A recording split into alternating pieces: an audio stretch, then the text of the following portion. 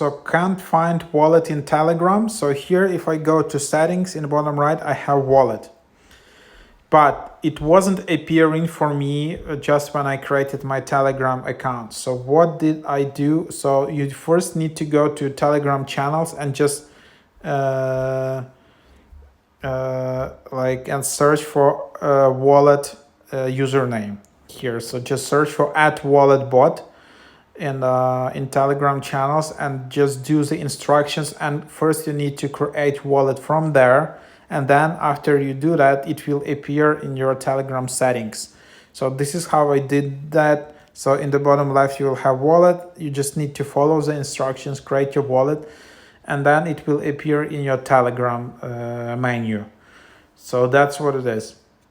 What I'm saying is that it's not appearing by default in Telegram. You need to go specifically to this bot and create it like that.